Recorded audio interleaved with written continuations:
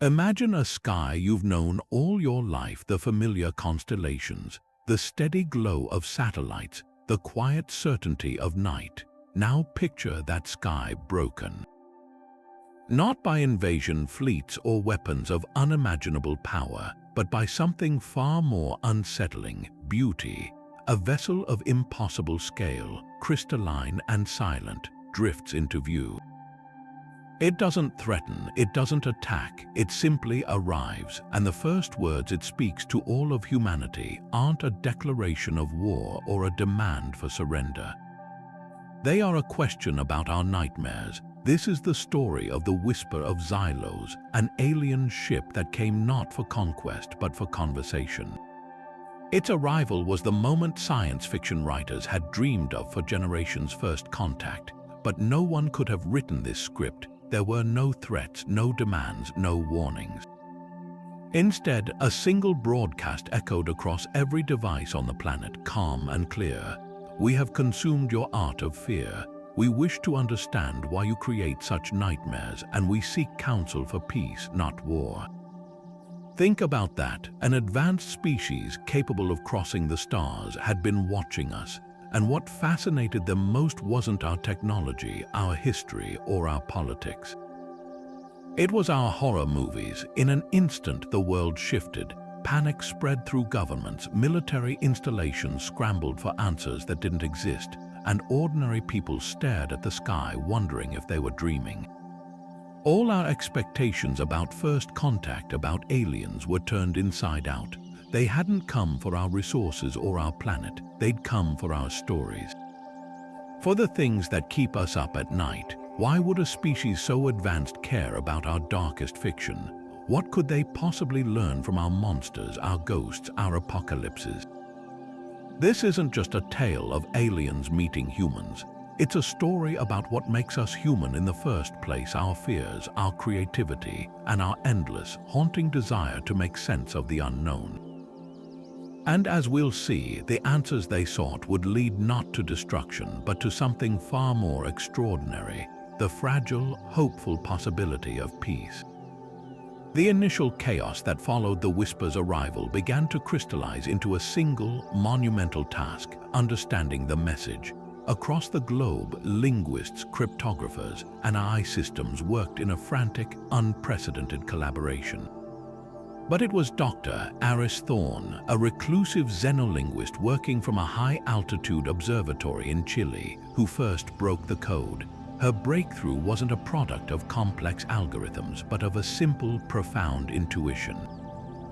She realized the message wasn't just language, it was a cultural handshake layered with emotional and contextual data meant to be understood. The alien syntax was a tapestry woven with references, and the primary references were our own stories.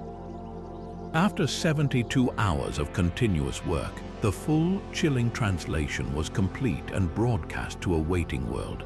The Xylosians, as they identified themselves, had not just monitored our recent broadcast. They had, over centuries of passive observation, compiled an exhaustive archive of human fiction. Their focus, however, was shockingly specific. They had consumed everything from the silent era's Nosferatu to the modern era's cosmic terrors, from Japanese ghost stories to Hollywood slasher films. They had immersed themselves in our nightmares. The translated message read, in part, "Your stories of relentless monsters and insidious evils fascinate and terrify us. We believe them to be historical records of your species' survival against a galaxy of predators. We now understand they are fictions, yet the resilience they depict is what we seek. You imagine the unbeatable foe, and yet you fight. You conceive of the inevitable end, and yet you hope. This paradox is beyond our comprehension, and it is the foundation upon which we wish to build a dialogue." This single paragraph forced a seismic shift in human perspective. We were suddenly seeing ourselves through an utterly alien lens. Our horror stories, often dismissed as lowbrow entertainment or guilty pleasures, were being presented as the ultimate testament to the human spirit. The Xylosians weren't frightened by us, they were frightened for us and yet deeply impressed. They saw our monsters as a crucible in which we had, for generations, forged and tested our own courage. The monster in the dark wasn't just a threat, it was a question, and our heroes' responses were the answer. This revelation was as humbling as it was terrifying. It meant that our art, our creativity, our darkest imaginings were our first emissaries to the stars. The global response was immediate and decisive. An urgent assembly was convened, but not of generals and weapons experts. The world's best diplomats, anthropologists, psychologists, historians, and cultural experts were summoned. Art critics debated the merits of Gothic literature alongside military strategists. Film scholars found themselves explaining the thematic weight of a zombie apocalypse to world leaders. The question was no longer how to defeat the Xylosians, but how to talk to them. How do you explain the concept of catharsis to a species that seems to lack it? How do you describe the purpose of fear as a form of play, or as a way to process real-world anxieties? The fate of humanity now hinged on our ability to interpret our own imagination for an audience that took it literally. We had to become teachers of our own darkest dreams. Deep beneath the United Nations building, in a chamber designed to withstand any conceivable attack, 3 individuals found themselves facing a threat no bunker could stop, a fundamental misunderstanding that could lead to interstellar war. The air was thick with recycled oxygen and palpable tension.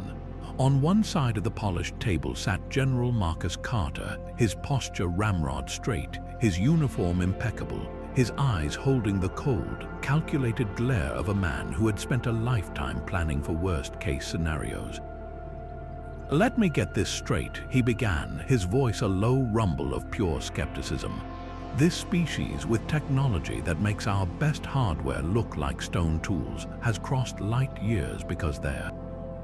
Frightened of fictional monsters, opposite him, Dr. Lena Petrova adjusted her glasses, her calm demeanor a stark contrast to the general's bristling energy.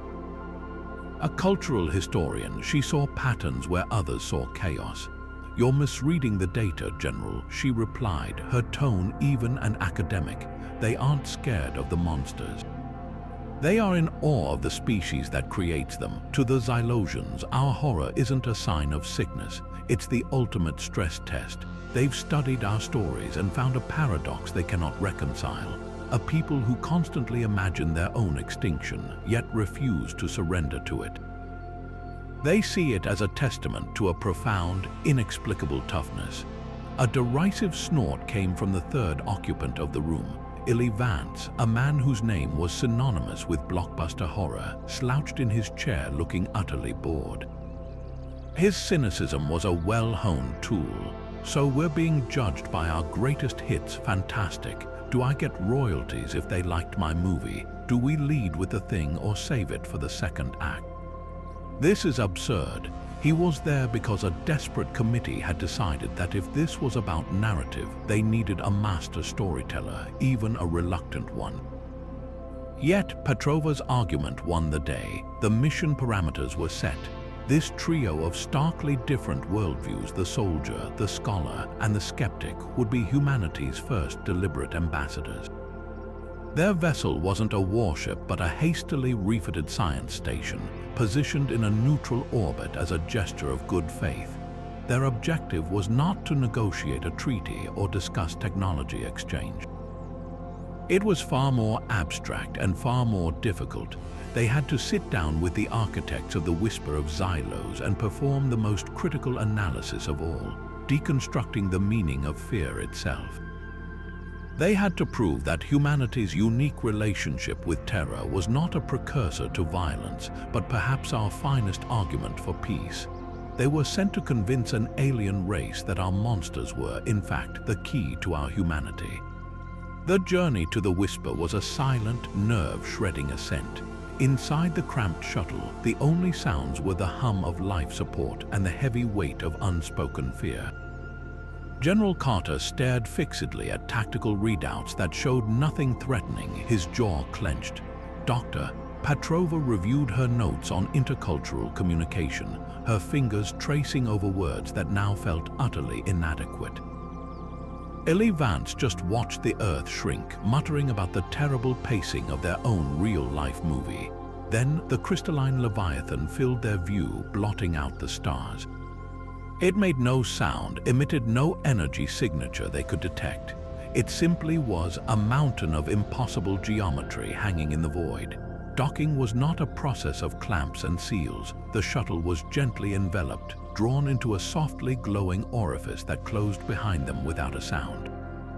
The airlock hissed open on our side, revealing a corresponding door on theirs. For a long moment, nothing happened. Then, the alien door dissolved into mist, vanishing without a trace. The air that washed over them was cool and carried a scent like ozone and rain on dry earth. And there they stood, 3 Xylosians. They were tall, impossibly slender, their forms seeming to subtly shift in the shimmering light of their ship. Their skin had an iridescent quality, like oil on water, and their heads were elegant and elongated, but it was their eyes that held the trio frozen. Large, liquid, dark, and profoundly deep, they held a serenity that was not peaceful but ancient and deeply unsettling. It was the calm of a deep ocean abyss. The lead being stepped forward, its movement was fluid, utterly silent, and devoid of the mechanical jointiness of human motion. It looked at each of them in turn, its gaze lingering for a moment on Ellie, who to his own surprise found himself unable to look away. Then it spoke. Its voice was soft, melodic, and carried a faint accent that was both alien and eerily familiar. It did not come from a device. The sound seemed to form in the air around them. And it spoke in perfect, unaccented English. "I am Ambassador Kale. We welcome you." The shock was visceral. They had expected communication through translators, through layers of technology. This was intimate, immediate, and deeply disorienting. Kale's large eyes seemed to take in their astonishment, and a ripple of understanding, or perhaps pity, passed over its serene features. It continued, its voice still soft but now layered with a gravity that pressed down on the room. "We have consumed your narratives. We have walked the silent corridors with your Ellen Ripley. We have felt the relentless pursuit of your Michael and your Jason.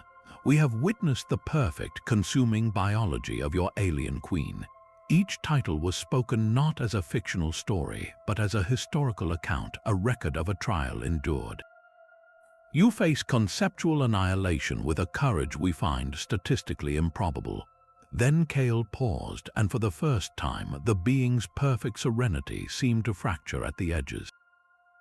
A faint tremble, a flicker of something raw and desperate showed in those depthless eyes. We face a very real one, a silent scourge that has consumed 17 star systems. It does not conquer, it does not reason, it simply unmakes. We have no stories for such a thing. We have no nightmares that prepare us for this reality. You do. You imagine the end of everything, and in the imagining you find a way to fight. We believe you can help us. In that moment, in the silent, beautiful belly of the alien ship, the mission was utterly transformed. This was no longer a cultural exchange or a diplomatic first contact. It was a plea for salvation, a desperate cry for help from a species that saw humanity not as peers, but as the galaxy's ultimate experts on how to survive a monster. Ambassador Kale gestured for them to follow, its silent glide leading them deeper into the heart of the crystalline ship. The corridor opened into a space so vast its ceiling was lost in a soft, glowing haze. And there, in the center of it all, was a gallery of humanity's collective nightmares. Holograms, perfect and terrifying, flickered and shifted in a silent, endless dance. One moment, the team saw the rusty blades of Freddy Krueger's glove scraping against a boiler room pipe. The next, a single red balloon drifted lazily by, followed by the grotesque, shape-shifting terror of the thing mid-assimilation. A spectral girl crawled from a well. A masked killer stood perfectly still in a shadowy hallway. It was a museum of our own monstrous inventions, curated with an archivist's precision but viewed with a scholar's desperate intensity. Dr. Petrova felt a chill that had nothing to do with the ship's temperature.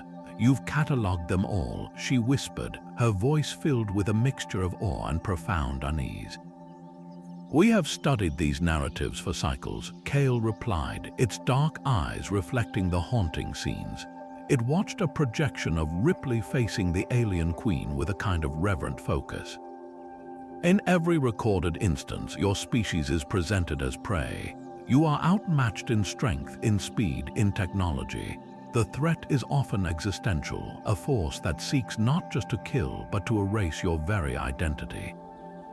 And yet, Kale paused, the word hanging in the air like a promise. "In every narrative you find a way, you fight, you outthink, you endure, you sacrifice. You discover the one weakness, you light the one fuse, you say the one name. You utilize chaos, fear, and even your own mortality as weapons. This methodology is what we lack." Kale turned from the horror gallery to face them, and for the first time the humans saw not an inscrutable alien, but a being gripped by a genuine, palpable dread. "The scourge we face is like your fictional ones. It does not conquer, it consumes. It cannot be reasoned with, it can only be survived. It is coming for our homeworld, and we have no stories that tell us how to fight such a thing. We have no concept of a final girl, no belief in a desperate, last-second plan. Our art is one of harmony and acceptance. We see an unstoppable force and we yield. You see an unstoppable force and you immediately start looking for a blunt object. We wish to learn this. We wish to learn your methodology of hope." The revelation struck the three humans with the force of a physical blow. General Carter's strategic mind finally locked onto a target he could understand. This wasn't about firepower, it was about doctrine. They hadn't come for our weapons, they'd come for our playbook. Dr. Petrova understood the cultural chasm in a terrifying new light. The Xylosians weren't just literal-minded. They were a culture that had perhaps never needed to develop the cognitive tools for fighting a losing battle.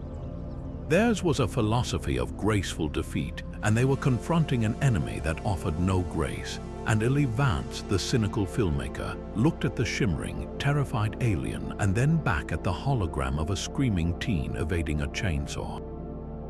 He saw his life's work, the stuff he'd always considered pure commercial entertainment, being treated with the solemnity of sacred texts. His own cynicism evaporated, replaced by a dawning, staggering weight of responsibility. They weren't being asked to be soldiers or scientists. They were being asked to be professors of perseverance, instructors of insurrection.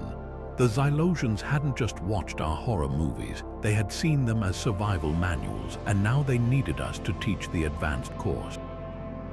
The fate of an entire civilization might just depend on a pop quiz about zombie apocalypses. The chamber fell silent, save for the faint, spectral hum of the holographic monsters flickering around them. Kale's unsettlingly calm gaze was fixed on Dr. Petrova, its head tilted in a gesture of pure, unadulterated curiosity. "Your methodology of hope is rooted in a tradition we do not possess," it began, its melodic voice softening further. "We have studied the what of your stories, the monsters, the survivors, the outcomes, but we must understand the why. Why do you deliberately create these narratives of suffering? Please, explain the history of your fear." Dr. Petrova took a steadying breath, feeling the weight of millennia of human culture on her shoulders. She chose her words with the care of a bomb disposal expert. It began long before film, before books. She started, her voice finding its academic rhythm, a familiar anchor in the surreal setting. It began with the dark around a fire. Our earliest ancestors gathered in the light, and just beyond that circle, the world was unknown, full of predators, of unexplained sounds, of the constant threat of death. So we told stories, we gave a shape to the shapeless fear. We created the wolf monster, the forest spirit, the demon in the storm. By giving it a name and a form, we made the abstract danger into something that could, in theory, be understood.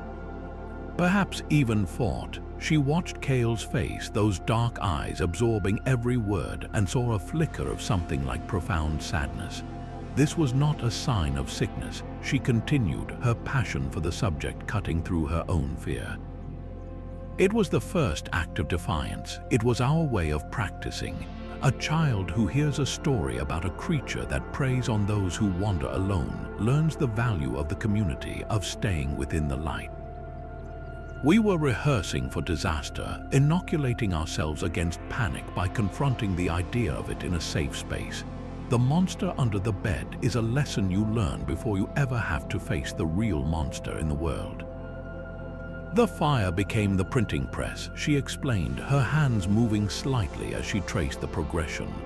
Gothic literature gave us vampires and ghosts, but they were never just about the supernatural. Dracula was about disease, about the fear of the foreign aristocracy corrupting the familiar. Frankenstein was about the terror of science unchecked, of a creator losing control of his creation. Every era's monsters reflect its deepest, most unspoken anxieties. The Atomic Age gave us giant, irradiated creatures. The Cold War gave us body snatchers and paranoia. Our monsters are a mirror, and we look into it to see the shape of our own collective dread. Kale was motionless, a statue of iridescent flesh and quiet revelation. "You practice for nightmares," it said, the words not a question but a slow, dawning realization. The truth was finally clicking into place, and it was clearly devastating. "You intentionally simulate the worst possible scenarios, not to invite them, but to rob them of their power. You build a framework of resistance inside your own minds." The Xylosian ambassador looked from the hologram of a slasher stalking his victim to the face of the human scholar, and its serene composure finally broke.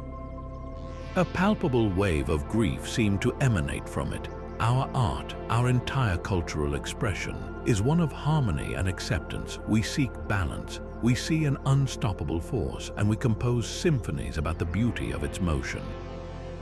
We paint the elegance of its inevitable path. We believed this was the pinnacle of enlightenment, to yield gracefully to the universe's will.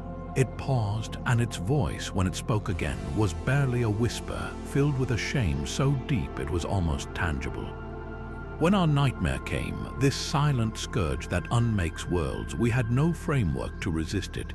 We had no stories of fighting back. We only had songs of surrender. So that is what we did. We did not fight. We did not look for a weakness. We fled. We abandoned 17 star systems because our culture had never taught us how to be stubborn. The confession hung in the air, a heartbreaking admission of a profound cultural failure.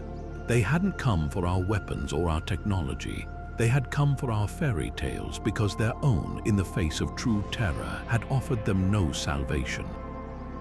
Kale's long, graceful hand gestured toward a wall of the crystalline chamber, which dissolved into a perfect three-dimensional star map. It was a breathtaking display of cosmic cartography, showing swirling galaxies and the delicate, glowing threads of nebulas. But the beauty was marred by a horrifying blemish. A vast, irregular region near the edge of a spiral arm was shrouded in a pulsating, inky blackness. It looked less like a physical object and more like a hole torn in the fabric of reality itself. Across it, in soft, alien script that translated instantly in their minds, was a single, terrifying word: the Devourer.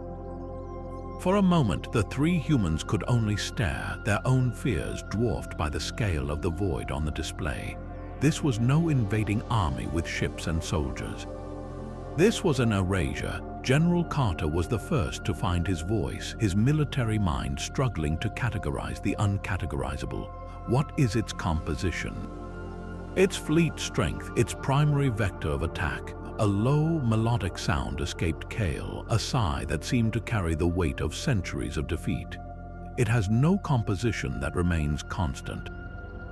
It has no fleet. It is a swarm consciousness, a living void that processes matter and energy into nothingness.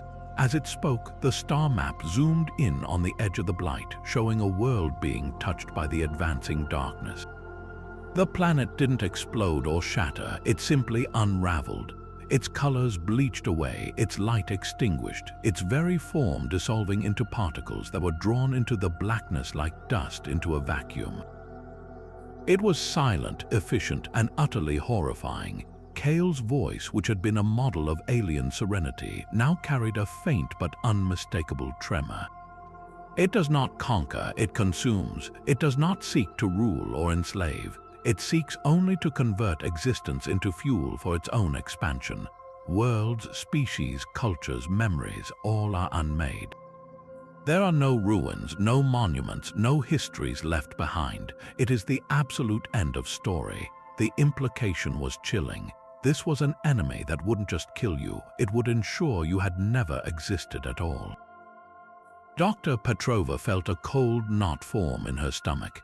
"You said it cannot be communicated with," she asked, already knowing the answer but needing to hear it. "It is a physical law, not a political entity," Kale replied, its dark eyes fixed on the devouring blackness.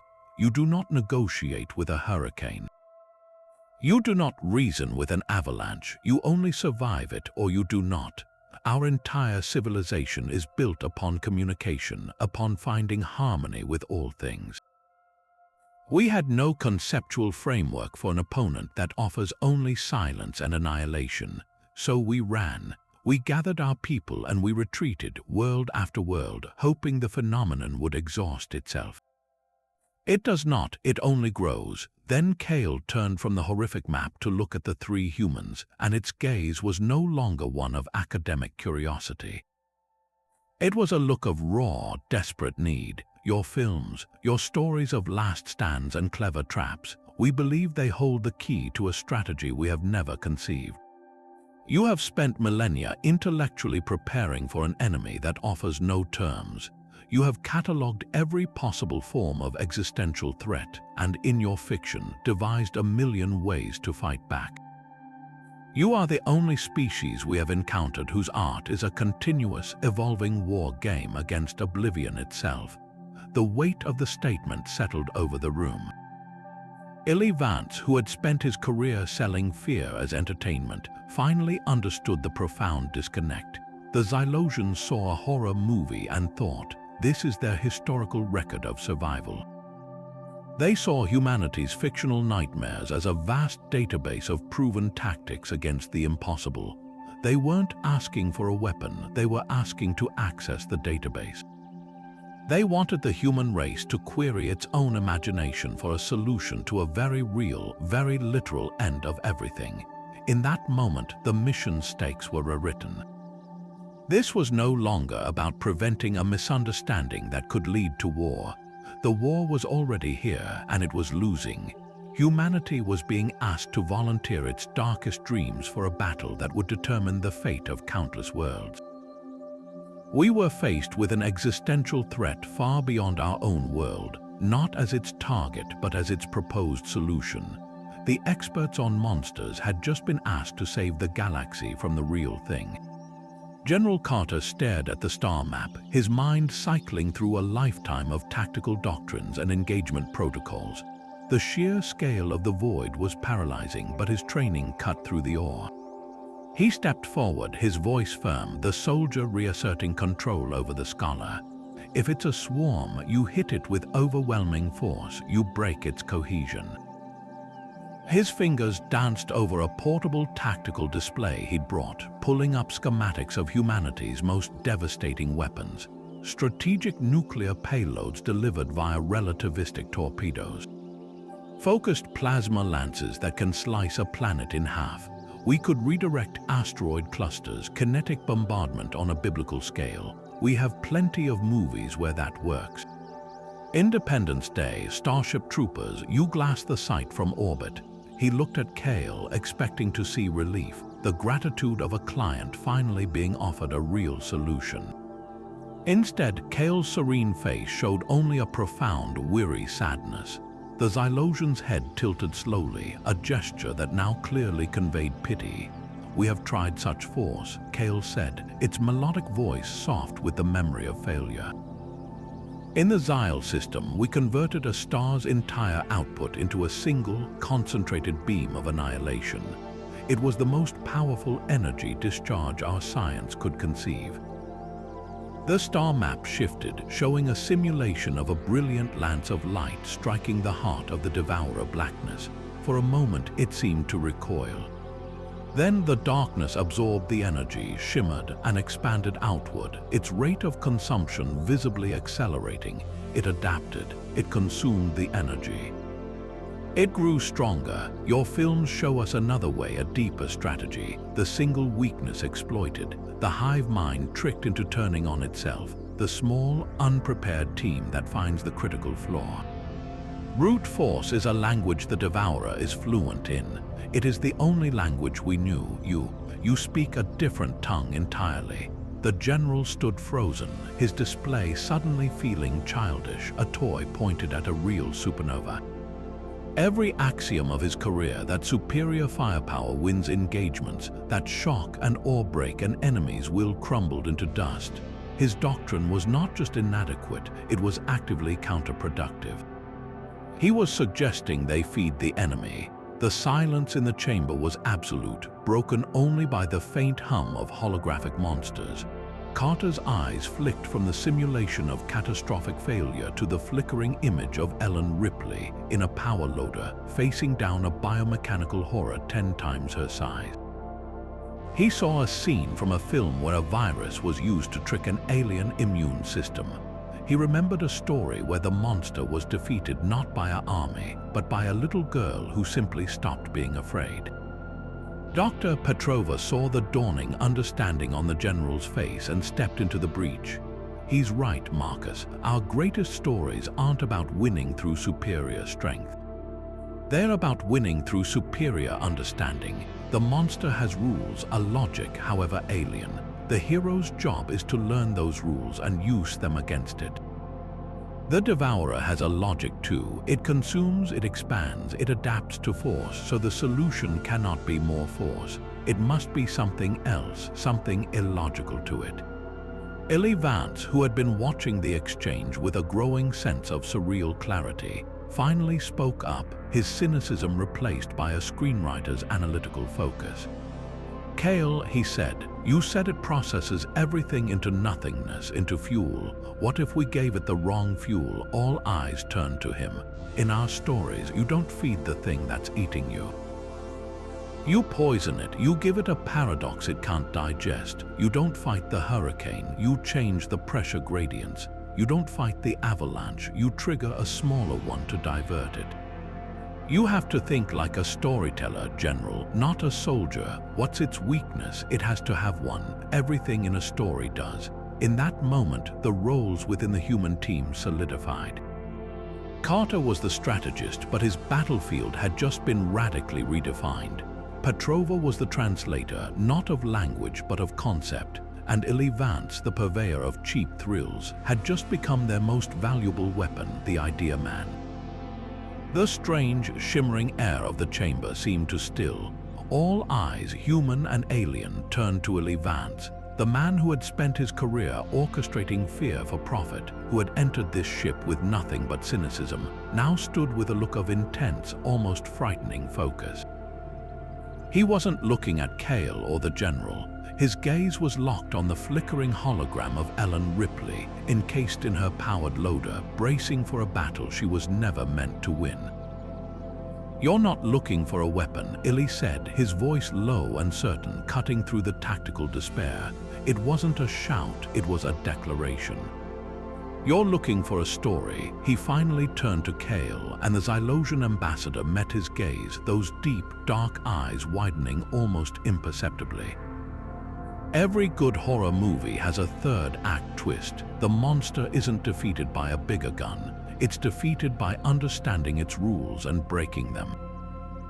That's the pivot. That's the moment the audience leans forward. You don't overpower the thing, you outsmart it. You find the one thing it didn't account for, the one rule it has to follow, and you exploit it. That's the human methodology, so we need the script. What are the Devourer's rules? The silence that followed was heavier than any that had come before. General Carter opened his mouth to object, to reassert the primacy of force, but found he had no words. Dr. Petrova felt a jolt of pure intellectual lightning. He was right. It was so simple, so fundamental to the stories they'd been discussing, that they had all missed the forest for the trees. They had been debating which weapon to use, not which story to tell. Kale stood motionless for a long moment, its iridescent skin seeming to pulse with a soft, internal light as it processed this new framework. The concept of a third-act twist was clearly an alien one, a narrative device that had no equivalent in their culture of harmonious acceptance. Its rules, Kale repeated slowly, as if tasting the words. We have observed three primary laws of its existence. First, it consumes all organized matter and energy, converting it into a form that sustains its expansion. Second, it adapts to any directed energy threat, incorporating and utilizing the energy against the sender. Its defense and its sustenance are the same process. That's not a weakness, that's a description of its strength, Carter interjected, his frustration returning. Wait, Petrova said, holding up a hand. You said three rules. What is the third? Kale's serene composure fractured again, this time into something that looked disturbingly like confusion. The third is the most puzzling. It does not consume chaotic or inert information, random noise, unstructured data. It ignores it. It is metabolically irrelevant. We have observed pockets of pure chaos within its expanse, rogue comets, areas of intense quantum fluctuation, and it flows around them like a river around a stone. It seeks only the structured, the patterned, the meaningful. It consumes stories and leaves behind noise. Illy Vance's face broke into a wide, startling grin. It was the grin of a director who had just found his ending. There it is, he breathed. The third act twist, that's the rule. It doesn't eat the static. It only eats the signal. He started pacing, a bundle of nervous energy in the vast comm chamber. You said you tried to hit it with the biggest laser beam ever created. That's the most structured, meaningful, purposeful burst of energy imaginable. You handed it a 5-course meal. You didn't attack it, you fed it. He stopped and pointed at the horrifying star map. What if we didn't send a bomb? What if we sent a nonsense poem? What if the greatest weapon isn't a focused plasma lance, but the most random, chaotic, meaningless burst of static we can possibly generate? Not to damage it, but to confuse it, to give it indigestion, to force it to process something that has no pattern to consume, no meaning to extract. You don't fight the hurricane, you seed the clouds with material that disrupts its very formation. You use its own rules against it. The strategy was so absurd, so contrary to all logic of warfare, that it left the general speechless. It was a plan born not from a military academy, but from a midnight screening of a cult classic. Yet, as the idea hung in the air, it began to feel less like madness and more like genius. It was a solution only a species raised on metaphors and monsters could have conceived. The experts on fear had not recommended a bigger monster. They had recommended turning out the lights and making a weird noise. And for the first time, in the ancient, fearful eyes of Ambassador Kale, there was a flicker not of despair, but of something entirely new, the fragile, terrifying spark of hope. Kale absorbed Illy's chaotic proposition, its usually serene features shifting through a spectrum of unreadable emotions, the silence stretched thick with the weight of the insane idea. Then the Xylosian ambassador did something entirely unexpected. It let out a soft, chiming sound, the closest their species came to a sigh of relief. Your metaphor of the wrong fuel, it aligns with data we could not interpret, Kale began, its voice regaining its melodic steadiness. We have observed three fundamental rules that govern the Devourer. First, it is a hive consciousness, but its components are non-sentient. They act on a single, flawless imperative, consume and convert. Second, as you deduced, it adapts to and incorporates any structured energy used against it. But the third rule is the key we could not turn. the star map shifted once more, zooming in on the very heart of the pulsating darkness. There, amidst the void, was a faint, intricate pattern of light, a swirling nexus of energy that looked like a malignant galaxy in miniature. It has no central leader, no brain to target, Kale explained. But it does have a nexus, a point of origin for its foundational energy pattern. This is not a command center, it is more like a resonant frequency that all other components synchronize with. It is the source of the Devourer's cohesion. Our attacks were broad, aimed at the whole. We believed targeting a specific point within a swarm was a tactical irrelevance. Kale's dark eyes moved from the terrifying nexus to the holographic gallery of human monsters, its gaze settling on the image of a man transforming under a full moon. "It is like your werewolf," the ambassador said, the analogy feeling both perfectly apt and utterly surreal. "You can shoot it with 100 bullets and it will keep coming. But a single bullet made of a specific, rare material, the silver, strikes at the magical rule of its existence. It does not merely wound the body, it negates the curse. We have been trying to shoot the Devourer with lead. We have been enraged by its immunity, not understanding that we were using the wrong ammunition entirely." The mythical framework snapped into place with the clarity of a master key turning in a lock. General Carter, whose entire career had been built on overwhelming force, finally saw a target he could respect. It wasn't about destruction, it was about precision, it was about surgery. A cascading failure, he murmured, his tactical mind already racing through the implications. "We don't need to destroy the entire swarm. We just need to introduce a dissonant frequency at the exact point of origin. Disrupt the resonance and the entire structure should, in theory, destabilize. It's not a bomb, it's a corrective signal." Dr. Petrova saw the profound cultural poetry in it. "You tried to fight a story of consumption with a story of harmony," she said to Kale, her voice soft with understanding. "It didn't work because your story was still a story. It had meaning, structure, intent. The Devourer consumed it, Illy's idea of pure chaos, of meaningless noise. That might be the one thing it can't process, but this is even better. We don't just feed it nonsense, we give it a counter-narrative. We tell it a story that unravels its own. We don't just poison it, we rewrite its code." Illy Vance grinned, the pieces of the ultimate third act twist falling into place in his mind.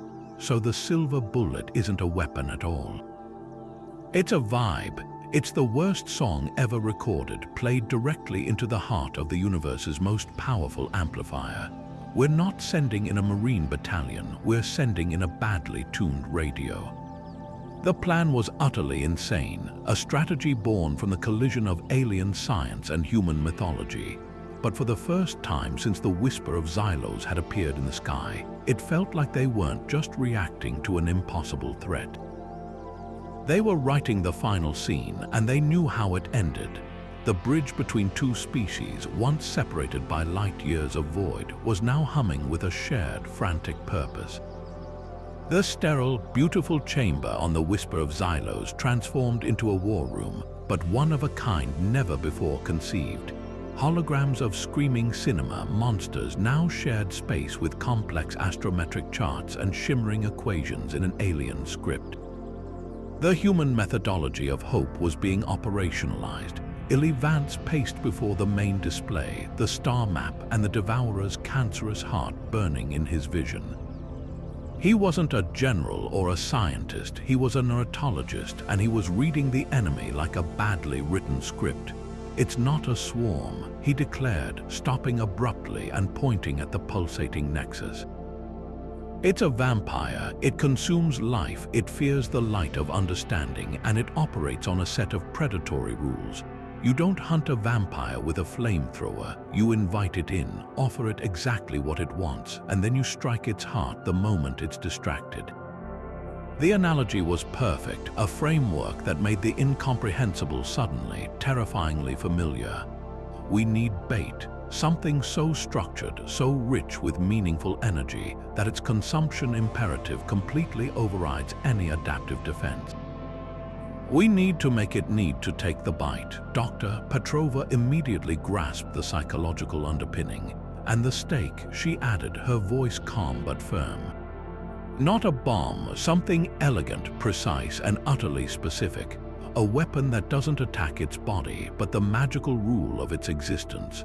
We have to analyze the unique energy signature of that nexus and design a counter-frequency, a resonant scream that overloads the core connection and makes the entire system tear itself apart. She looked at Kale. Your people have observed it for cycles. You must have its harmonic profile, its melody. General Carter, whose strategic mind had finally embraced this new form of warfare, was already in motion. He'd convened a secure link with his top engineers and physicists back on Earth, their faces tiled on a secondary screen, a mixture of bewilderment and intense focus on their features. You heard them, Carter barked, his voice all business. Forget yield calculations and blast radii.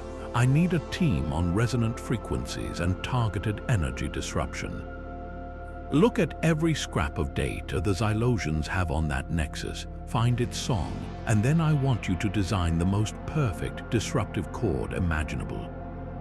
On his side, the engineers, used to requests for bigger missiles, blinked and then began typing furiously, the paradigm shift settling in. Meanwhile, a different, unprecedented collaboration began. Xylosian scientists, their forms shimmering as holographic presences, began feeding petabytes of data to the human teams. The information wasn't just numbers, it was the Devourer's biography written in the language of physics. The humans, in turn, provided a cultural key. They pulled clips from their own archives showing the concept in action. The alien invaders in War of the Worlds brought down not by nukes, but by the common bacteria of Earth, a microscopic weakness exploited. They showed scenes where a specific sound frequency could shatter glass or incapacitate a creature. The idea was the same: find the right note and hold it. The weapon they began to design was unlike any before it. It wasn't a missile to be fired, but a message to be broadcast, a payload carrier designed by Xylosian engineers for flawless silent running, would deliver the bait, a powerful, coherent energy signature mirroring a small, stable star. It was the ultimate dinner bell, and housed within that carrier was the stake, a human-designed resonator, a device that would analyze the Devourer's core frequency in the nanoseconds after engagement and respond with its exact opposite, a wave of pure, chaotic dissonance aimed directly at the nexus. It was a plan that relied on the enemy's own insatiable hunger to seal its fate. They weren't just building a weapon, they were writing the final, decisive plot twist. The plan was audacious, a gambit born from equal parts desperation and a deep, newfound understanding of narrative itself.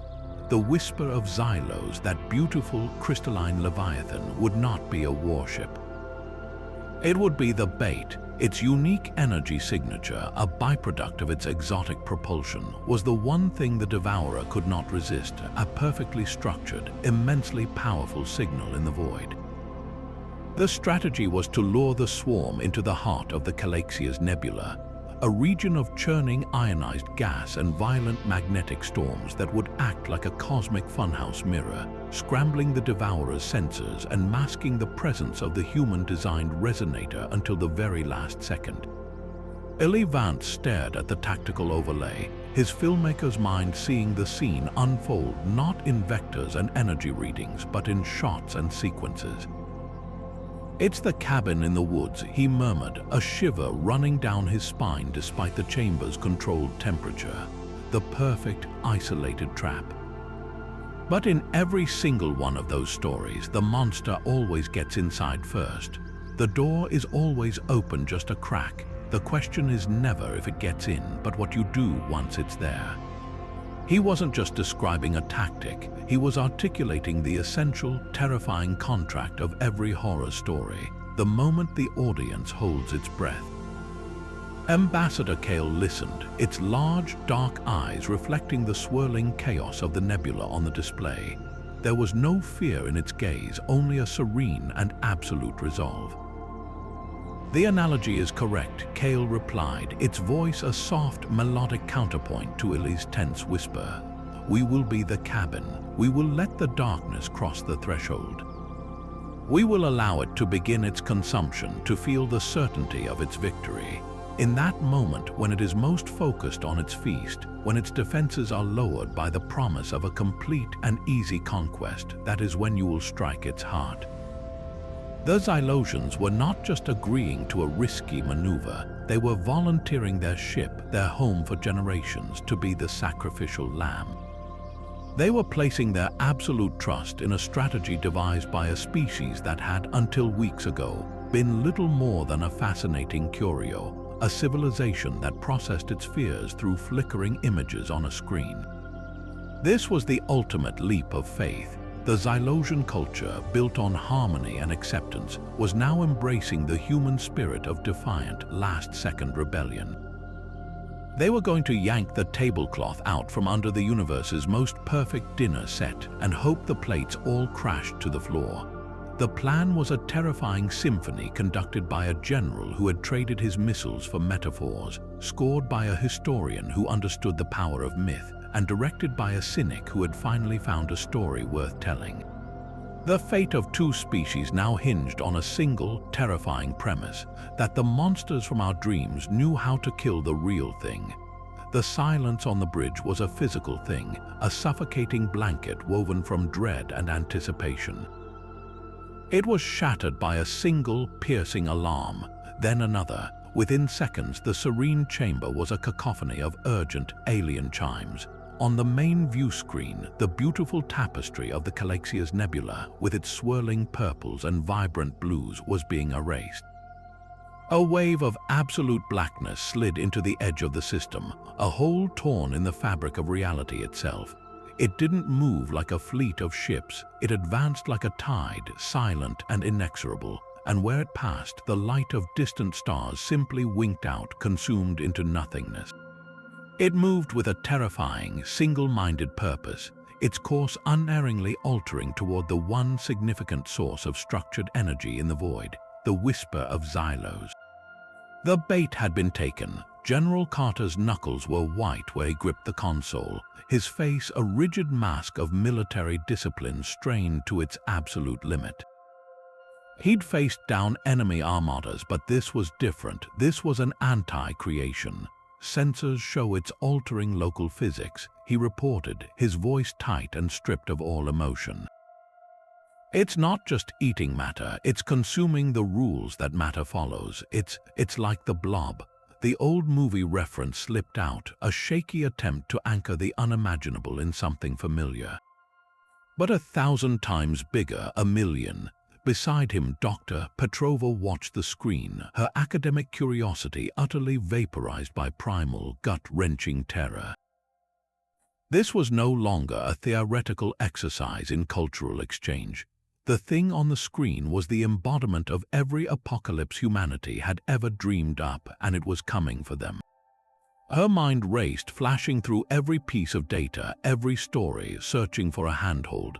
Illy Vance said nothing. He just stared, his face pale, the cynical screenwriter gone, replaced by a man watching the ultimate special effect, one that had no safety harness, no cut button. Through the rising panic, Ambassador Kale remained a statue of serene composure.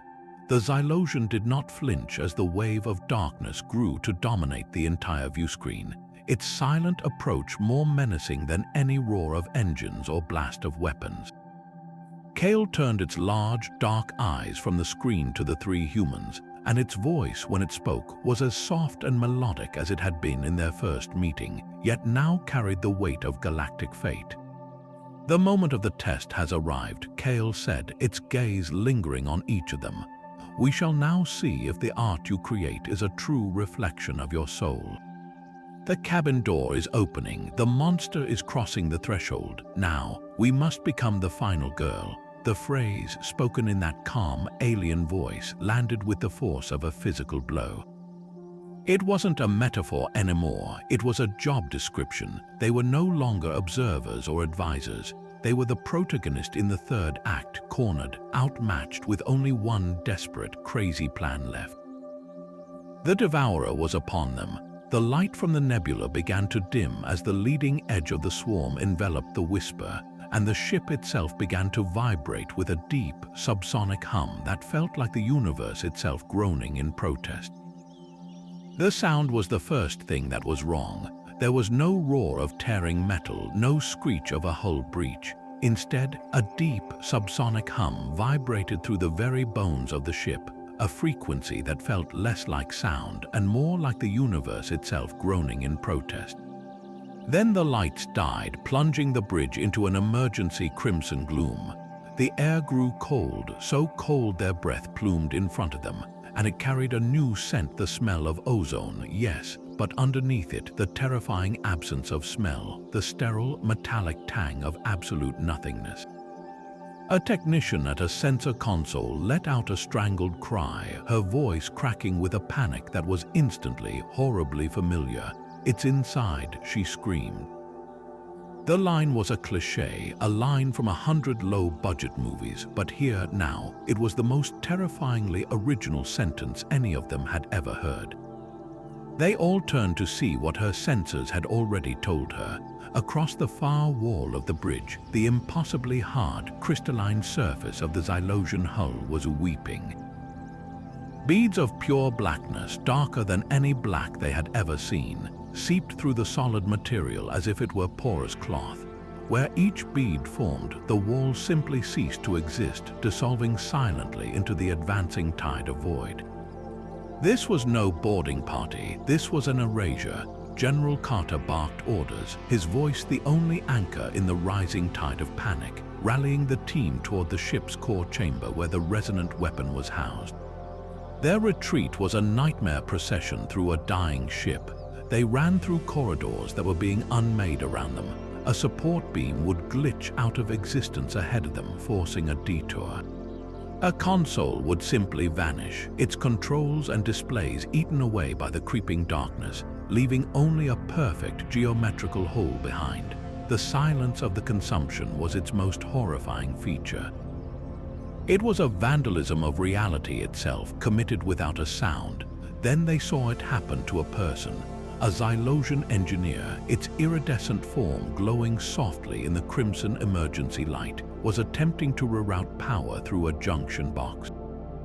It didn't see the tendril of blackness that had seeped down from the ceiling directly above it. The tendril, like liquid shadow, made contact with the being's shoulder. There was no scream, no flash of light. The Xylosian didn't even have time to look surprised. One moment it was there, a creature of light and life and thought, and in the next instant it was gone. Vanished, not even a speck of dust remained. It had been processed into absolute nothingness. The theoretical horror of the star maps, the academic discussion of existential threats, it all vaporized in that single, silent moment.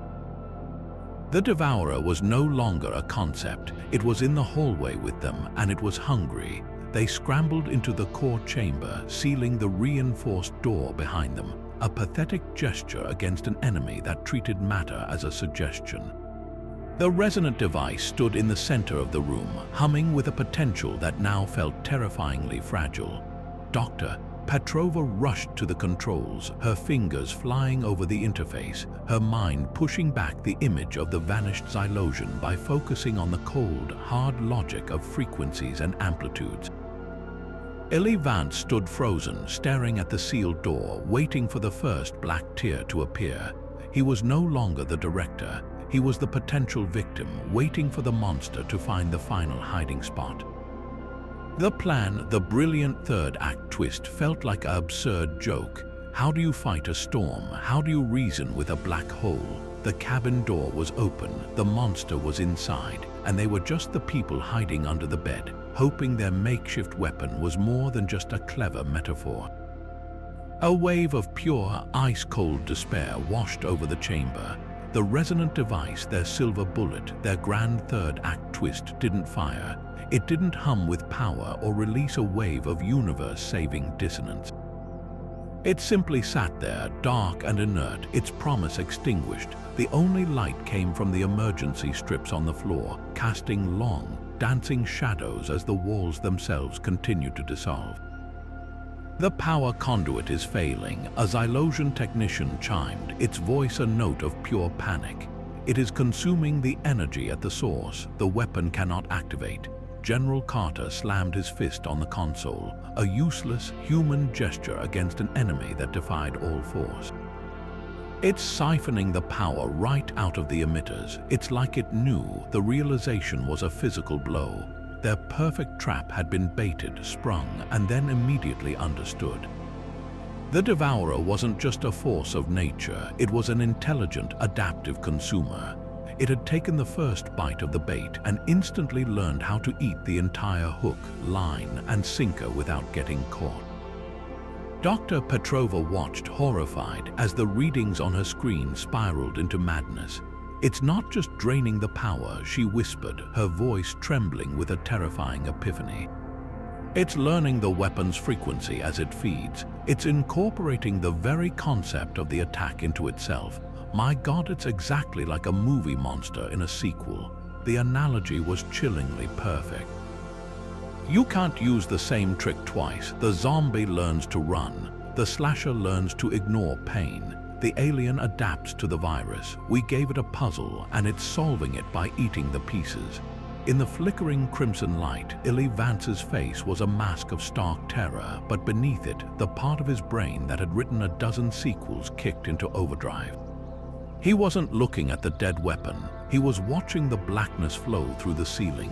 Its progress Chinese letter ing as it fed on the energy meant to destroy it. It was growing stronger, more confident, its consumption becoming more efficient. It had passed the point of mere hunger and was now experiencing the thrill of victory. And in every single story he'd ever written, that was the moment the monster made its one critical mistake. "It's committed," Illy suddenly shouted, his voice cutting through the panic. He wasn't talking to the generals or the scientists anymore. He was talking to his co-writers, his directors, his audience. "Don't you see, it's all in. It's not just tasting the bait anymore, it's gorging itself. It's completely focused on the meal. It thinks it's won." He spun toward Petrova, his eyes wild. "The plan isn't failing. This is the plan. The first plan was the setup. The bait wasn't the ship's energy signature. The bait was the idea of the weapon. The silence that followed was more profound than any alarm." Petrova stared at him, her mind reeling, and then her eyes widened. The cultural historian saw the narrative structure snap into place with blinding clarity. The horror movie trope, she breathed, the false ending. The moment the monster seems dead and the heroes relax, and then she looked at the Devourer consuming their only hope with greedy, singular focus. It's celebrating its victory. It's dropped its guard because it believes the threat is neutralized. It's completely vulnerable. General Carter's tactical mind, trained for linear engagements, struggled with the narrative feint. "A second weapon. We don't have a second weapon. We poured everything into the resonator. We don't need a second weapon," Illy shot back, his hand slashing through the air.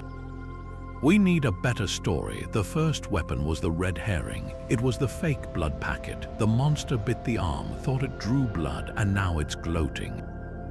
The real attack hasn't even started." He pointed a shaking finger at the core of the resonant device, at the intricate Xylosian crystal that was the heart of the machine, now dark and seemingly dead. That was never supposed to fire. It was only ever supposed to be the box, the thing the monster is so busy eating that it doesn't see the final girl picking up the actual knife. In that moment, the entire strategy inverted. They hadn't failed. They had successfully executed the first half of a double bluff so audacious it could only have been conceived by a species that spent its weekends watching this exact plot unfold in darkened theaters. The Devourer, for all its adaptive genius, was falling for the oldest trick in the human playbook. It was the velociraptor testing the electric fences for weaknesses. It was the Terminator reforming itself after being blown apart. It was the villain in the sequel, smug and arrogant, believing it had outsmarted the heroes by learning from the first film. And in every single one of those stories, that arrogance was the crack in its armor, the flaw that the real hero was already moving to exploit. The monster was inside the cabin, and it was so busy trashing the living room it hadn't noticed the hero quietly locking the door from the outside and reaching for the gasoline. In the suffocating crimson gloom, with the hum of the dying ship a funeral dirge in their ears, Dr. Petrova's mind raced through a lifetime of consumed media, a frantic search through the archives of human imagination for an answer they hadn't yet tried. The Devourer was learning, adapting, consuming their every strategy the moment it was conceived. It was the perfect predator, and then a flicker of memory, a line from a half-remembered ghost story ignited in her mind. "Wait," she whispered, her voice cutting through the despair, her eyes widening with a terrifying, brilliant realization. "It's not learning, it's reflecting." She turned to the others, her face a mask of stunned epiphany. "Don't you see? It's a mirror. We're not fighting a monster. We're fighting our own strategies thrown back at us 1,000 times stronger." The truth of it was horrifyingly elegant.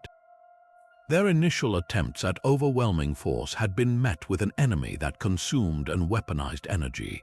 Their clever, targeted trap of a resonant frequency had been met with an enemy that instantly learned to drain and analyze that very frequency.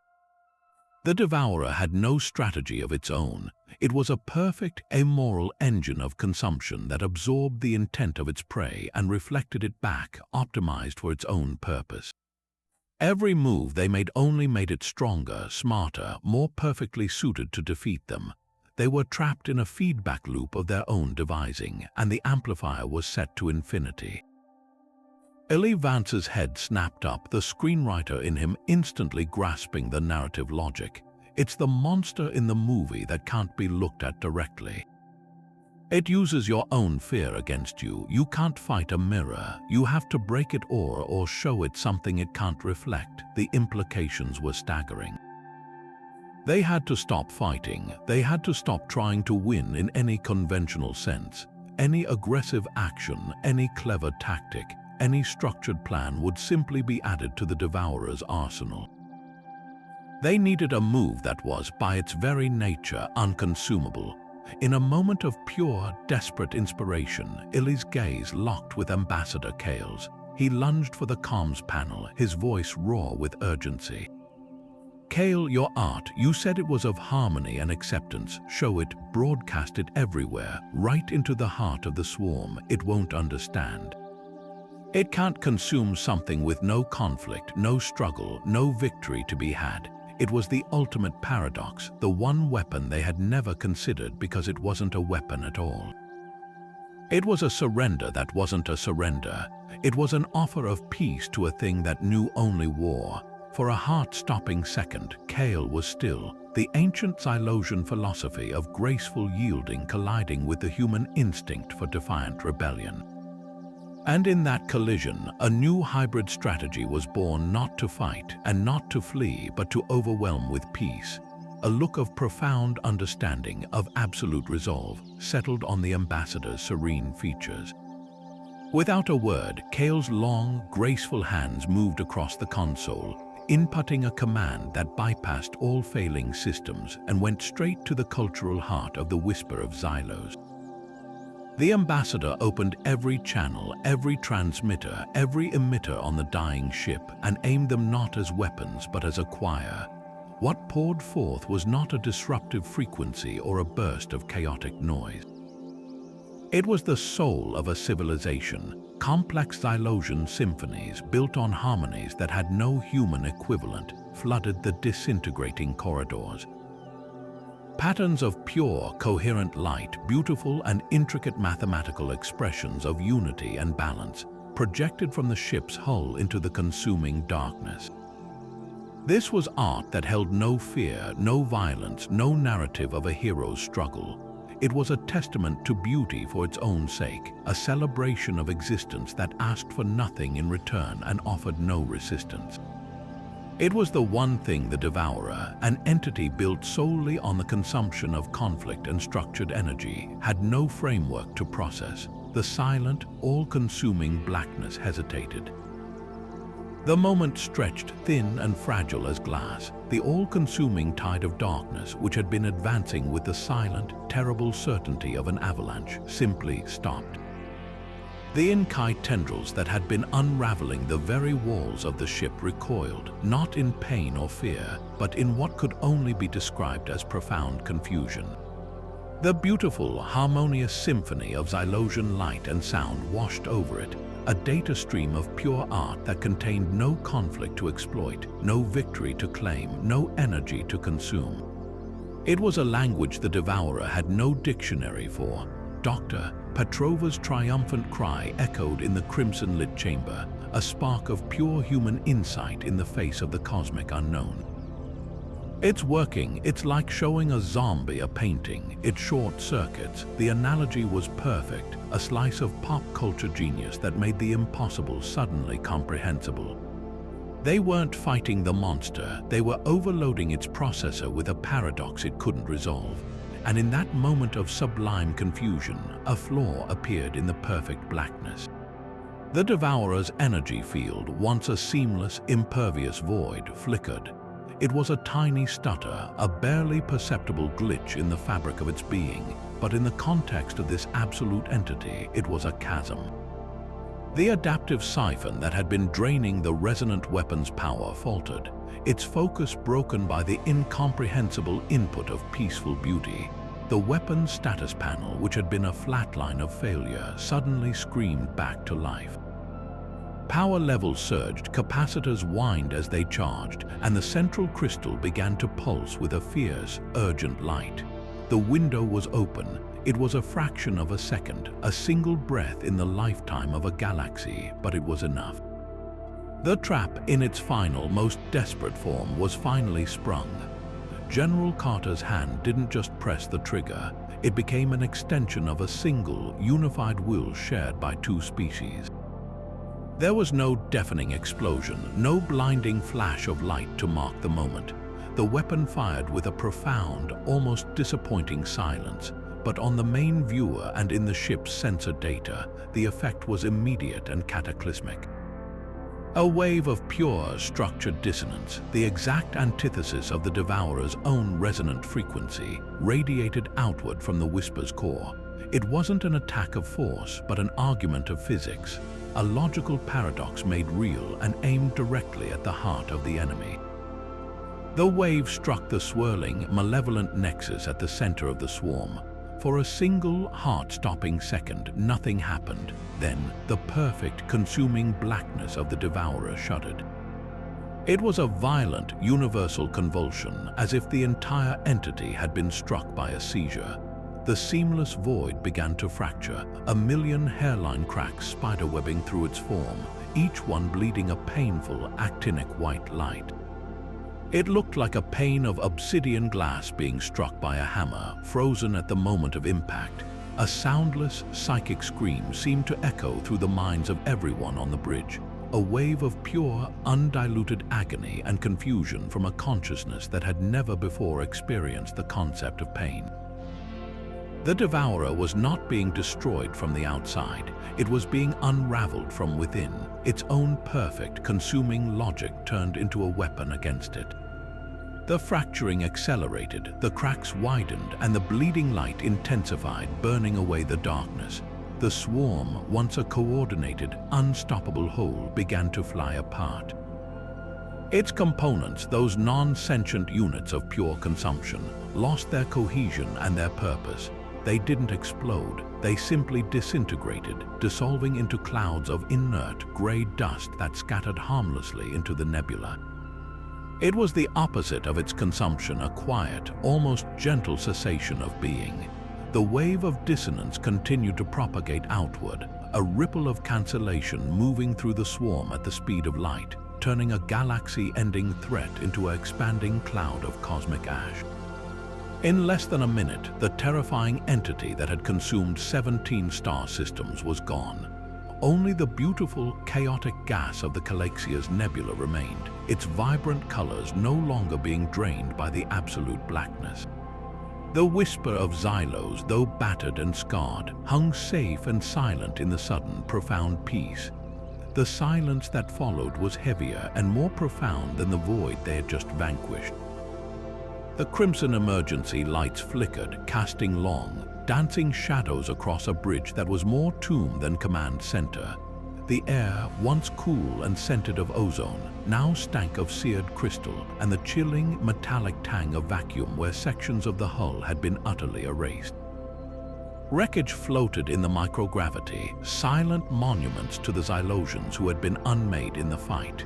Humans and aliens alike moved through the devastation, their victory feeling hollow in the face of the cost. They had won the galaxy a future, but they had paid for it in the present. Amidst the quiet, desperate work of triage and damage assessment, Ambassador Kale stood perfectly still, its iridescent form seeming dimmer, its graceful posture bowed under an unseen weight. It watched as two humans gently guided a dazed Xylosian crew member away from a console that had half dissolved into nothingness. Then its large, dark eyes found the human trio Carter, Petrova, and Vance. As they approached, the air around Kale seemed to vibrate with a profound and unfamiliar emotion. When it spoke, its melodic voice was softer than ever, stripped of its serene certainty and layered with a raw, aching humanity that was heartbreaking to witness.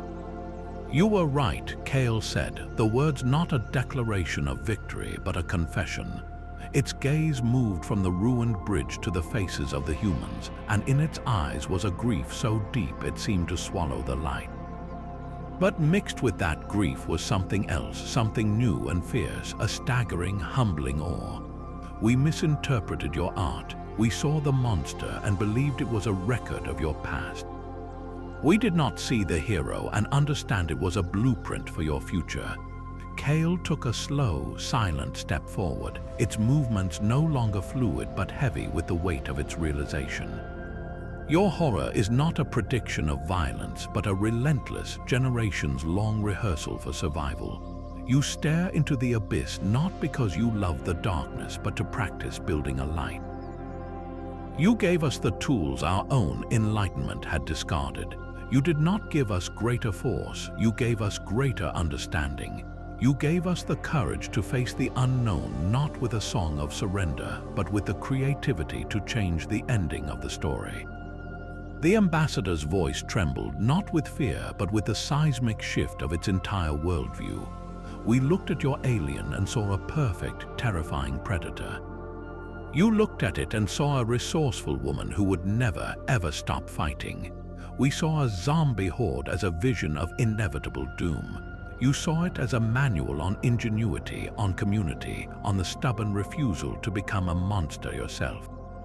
For cycles, we have sought harmony with the universe. You have taught us that sometimes harmony must be fought for. Sometimes peace is not a state to be accepted, but a victory to be won."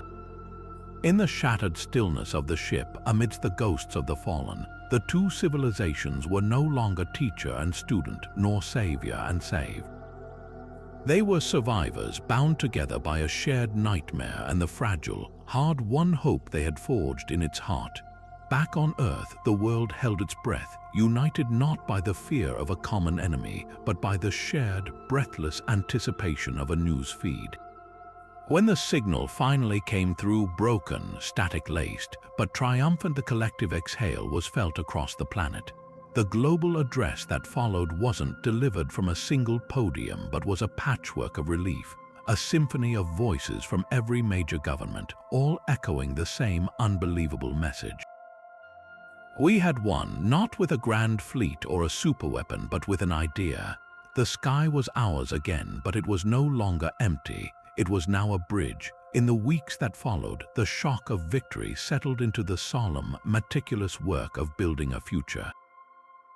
The official ceremony, broadcast to every screen on the planet, was unlike any diplomatic event in human history.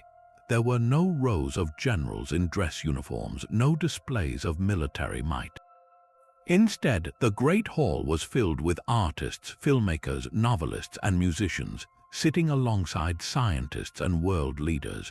When Ambassador Kale, its form still bearing the subtle scars of the battle, stepped forward to sign the founding document, it wasn't a traditional peace accord it was putting its name to. It was the Compact of Understanding. This was not a treaty based on mutual defense or resource allocation. Its foundation was far more radical and profound. It was a covenant of culture. The central pillar of the agreement was a grand, unprecedented exchange. Humanity would open its vast archives of stories, every book, every film, every song, every folktale to the Xylosian people. But this was no longer just about horror. The Compact mandated a full spectrum of human experience. We would send them our screwball comedies and romantic dramas, our epic fantasies and intimate coming-of-age tales, our tragedies that make us weep and our triumphs that make us cheer. The goal was explicit: to help the Xylosians, a species whose own culture had been built on a pursuit of harmony that left them vulnerable to dissonance, build a new, more resilient psyche. They needed to learn not just how to fight, but how to laugh, how to love, how to grieve, and how to hope in the face of overwhelming odds. We were to become their guides through the beautiful, chaotic, and essential curriculum of the human heart. In return, the Xylosians offered a gift that was both incredibly generous and precisely targeted at one of humanity's oldest, most self-inflicted wounds.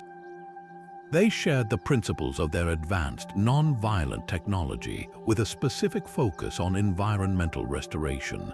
Their science was not one of extraction and domination, but of integration and healing. They provided us with devices that could gently coax pollutants from the air and water, breaking them down into harmless base elements. They shared biological knowledge that could restore blighted soil to fertile life in a matter of months, not decades. They offered clean energy systems that drew power from planetary forces without scarring the landscape. It was a technology of care, a mirror to their original philosophical core, now being reforged with a new strength borrowed from our stories. They weren't giving us weapons, they were giving us a chance to heal our world, to finally become good stewards of the only home we had ever known. The symmetry of the exchange was breathtaking. We gave them the narrative tools to build a stronger spirit, and they gave us the physical tools to build a healthier world.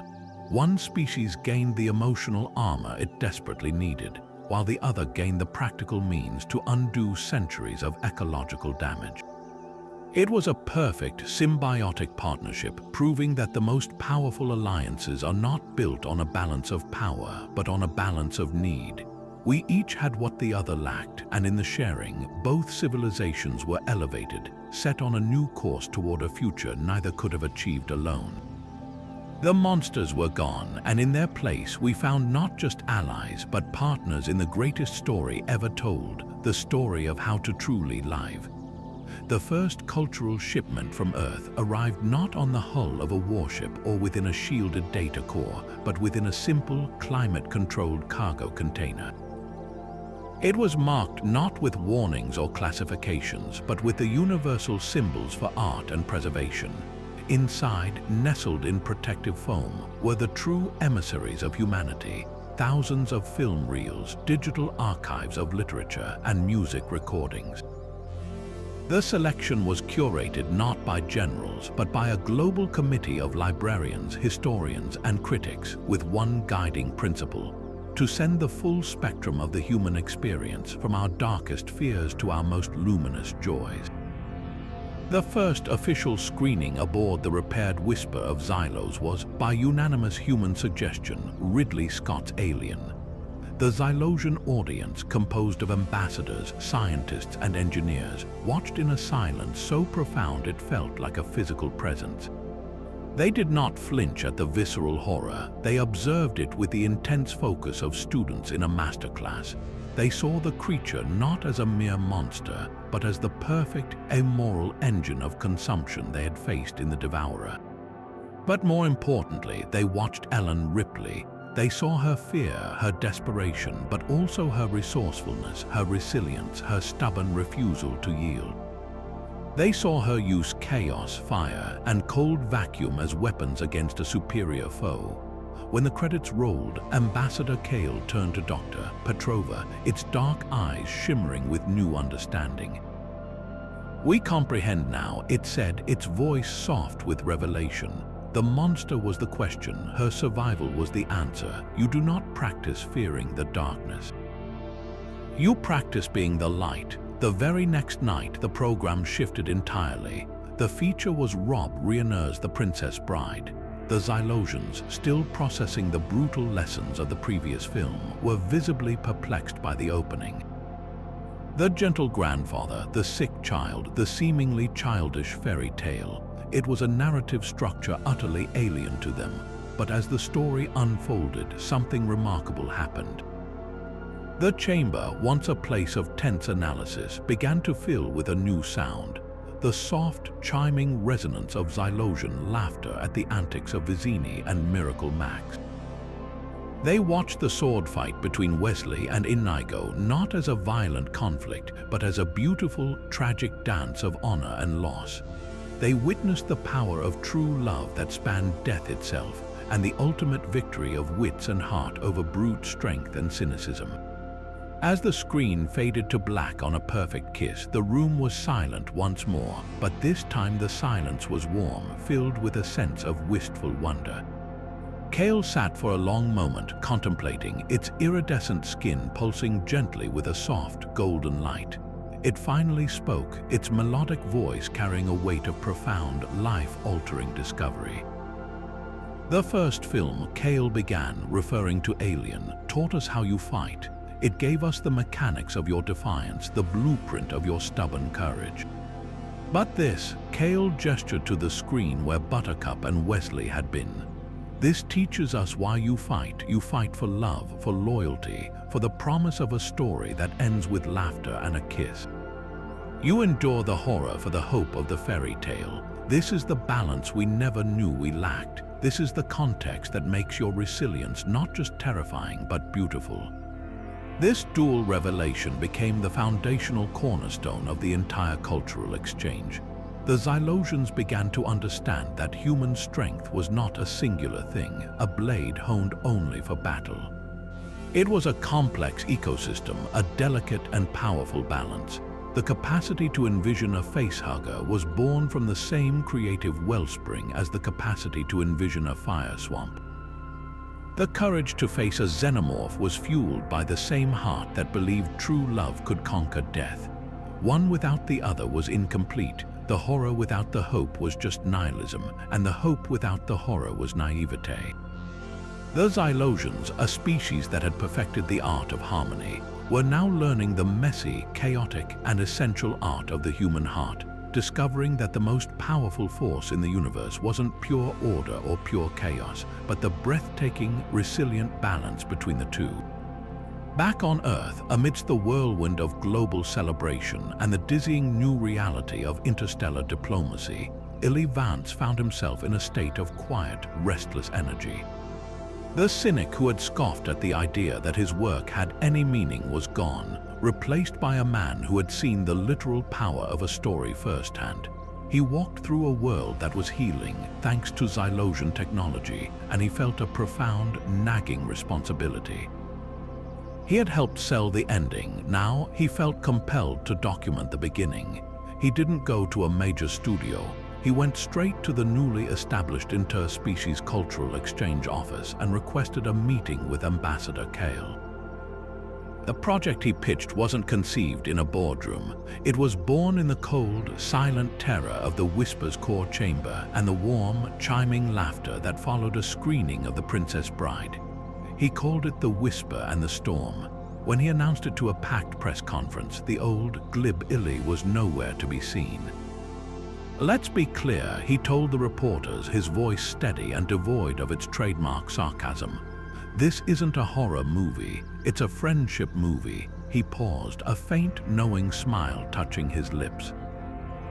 With some really scary parts, the project instantly became more than a film. It was a global event, the first official co-production between humanity and the Xylosian consensus.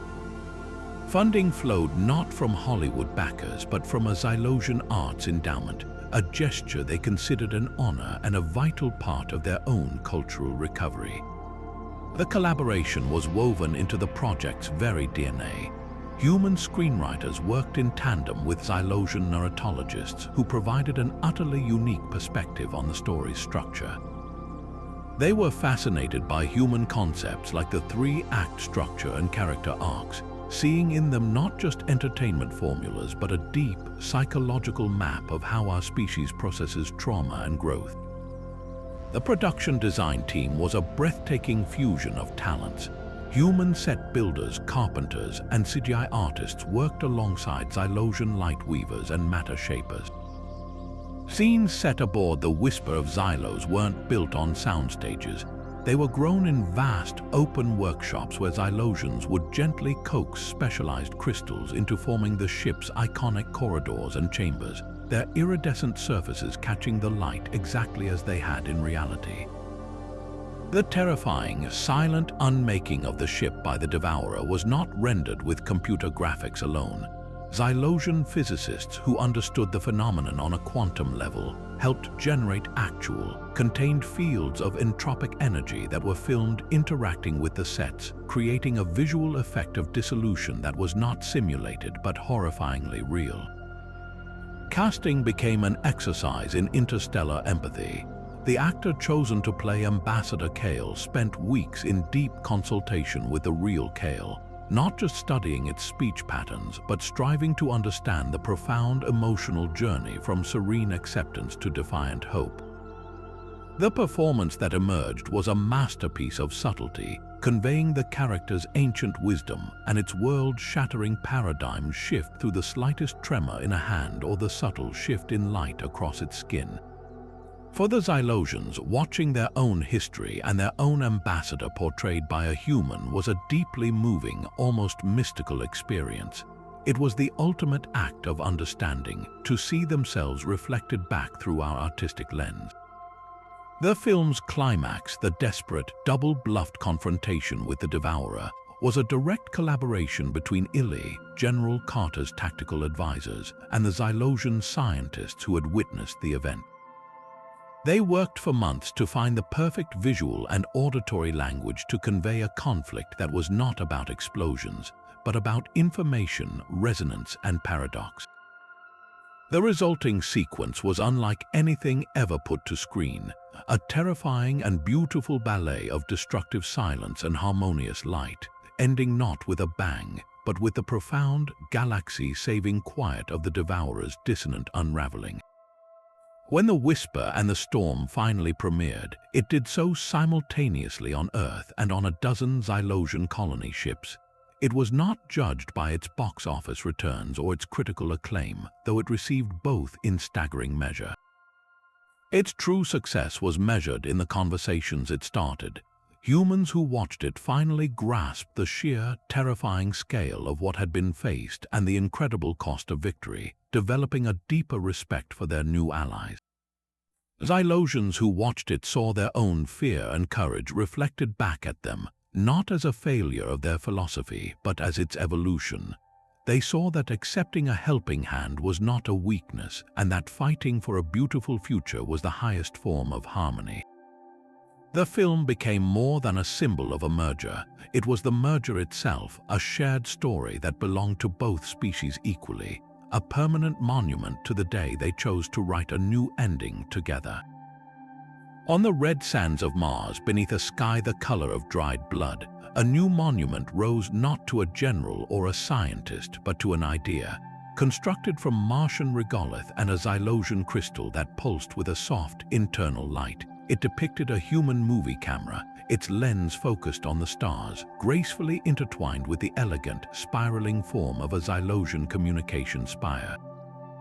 At its base, in both human and Xylosian script, were carved the words that had become the foundational truth of a new era. In fear, we found understanding. This was not a war memorial. It was a library, a museum, and a temple all in one. the first building of the first true interspecies colony, a permanent testament to the day two civilizations discovered their common language in the most unlikely of places. This radical shift in perspective didn't just inspire art, it fundamentally reshaped education. Across human schools and Xylosian learning hubs, the study of history and strategy was forever altered. Textbooks now included mandatory chapters on narrative tactics and the philosophy of resistance in fiction. Students weren't just analyzing Sun Tzu's The Art of War. They were writing papers on the defensive strategy of the homestead in Night of the Living Dead and the psychological warfare employed by the creature in It Follows. They studied the alien queen as a case study in mind adaptation and the Thing as the ultimate lesson in biological espionage and paranoia. For the Xylosians, these classes were a revelation, a crash course in a form of strategic thinking their culture had never needed to develop. For humans, it was a validation of their own creative spirit, a formal acknowledgement that the stories they told around the campfire were not just entertainment, but a vital, continuous rehearsal for resilience. The horror genre itself was reborn, elevated from its niche to a subject of profound intellectual and philosophical importance. Film scholars and xenopsychologists collaborated on dense, interdisciplinary texts with titles like Catharsis and Cohesion, the social function of the monster, and the zombie apocalypse as a framework for community solidarity. The classic tropes were deconstructed. Not as cliches, but as archetypes, the final girl was analyzed as a universal symbol of hope and ingenuity emerging from trauma, while the unseen, slow-walking slasher was discussed as a metaphor for inevitable, creeping dread and the human response to it.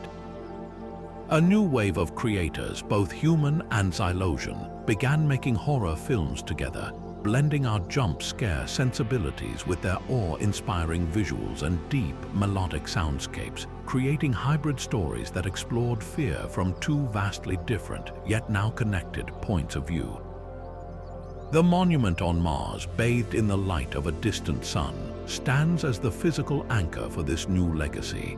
It reminds every visitor that courage is not the absence of fear, but the creativity forged in its fire.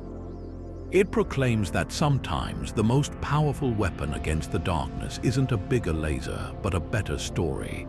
And it serves as a permanent promise that understanding is a two-way street, built not just on sharing our triumphs, but on bravely sharing our nightmares and discovering in their shadows the shared shape of our hope. A full year after the crystalline Leviathan first broke the sky, the Great Hall of the United Nations was utterly silent, every seat filled, every screen tuned in. The air, usually buzzing with the low murmur of a dozen translated conversations, was still and heavy with anticipation.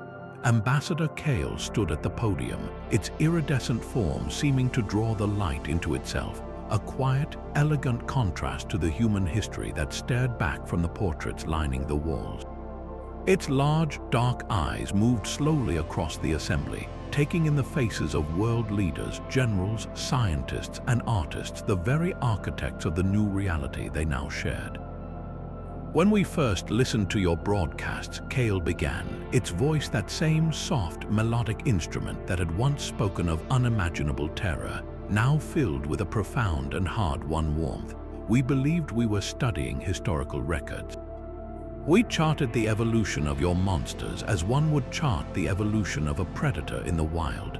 We saw the vampire shift from a feudal nightmare to a metaphor for epidemic disease. We watched your zombies transform from mindless slaves to a representation of consumerist dread.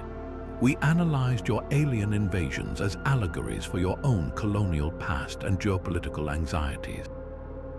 We compiled your fear, and in our era, we believed it was a testament to a galaxy filled with horrors you had somehow survived. Kale paused, and the silence deepened, becoming a shared, living thing in the hall. We were wrong. Your monsters were not a record of the predators you had faced. They were a record of the resilience you had forged. You believed these stories made you appear weak or barbaric to the galaxy. The ambassador's gaze swept over them, and for the first time, a ripple of something like empathetic sorrow passed over its serene features. You thought your art of fear was a confession of brutality. We found it was a revelation of your greatest and most unique strength, the incredible, indefatigable resilience of the human spirit. The words hung in the air, a formal absolution delivered from the stars. You are the only species we have ever encountered that does not hide from the darkness. You do not simply fear it, you name it, you give it shape and form and rules. You study it, you dissect its motivations, you explore its weaknesses.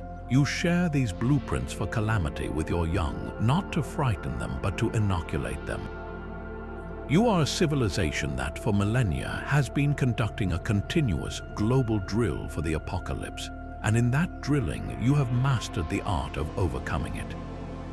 Kale's voice softened further, becoming almost intimate, as if sharing a secret with an old friend. You taught us that peace is not the passive state we had always believed it to be. It is not the placid, static absence of fear. True peace is the active, living courage that is forged in fear's fire. It is the choice to stand firm when every instinct says to run. It is the ingenuity to find a path where none exists. It is the hope that is most powerful precisely because it has stared into the void and refused to blink. The peace we now share, the future we are building together, is not our invention. It is your legacy. It is a gift paid for with every nightmare your species has ever dreamed. The ambassador finished speaking and stepped back from the podium. There was no applause, no cheers. The silence that filled the hall was thicker and more meaningful than any noise could have been. It was a silence of shared understanding, a collective inhalation held by two species as they absorbed the terrifying and beautiful truth of their salvation. They had not been saved by superior technology or military might. They had been saved by 1,000 years of telling scary stories around a fire, by the stubborn, beautiful human refusal to ever give up.